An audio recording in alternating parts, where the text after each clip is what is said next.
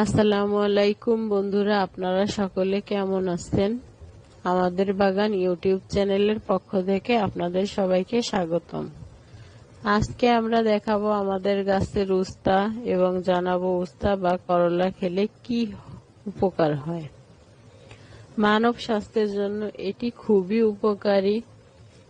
করলা বা উস্তা উচ্চ রক্তচাপ, ডায়াবেটিস ও চর্বি কমায়। এটি শ্বাসকষ্ট দূর করে। এর অ্যান্টিঅক্সিডেন্ট শরীরের দূষণ দূর করে, হজম প্রক্রিয়াকে বৃদ্ধি করে। পানির সঙ্গে মধু ও করলার রস মিশিয়ে খেলে শরীরের অ্যাজমা, ব্রনকাইটিস ও গলার প্রদাহে উপকার পাওয়া যায়। এটি রস করে খেলে কৃমিনাশক ঔষধ হিসেবে কাজ করে। এছাড়াও এটি হিমোগ্লোবিন তৈরিতে সহায়তা করে।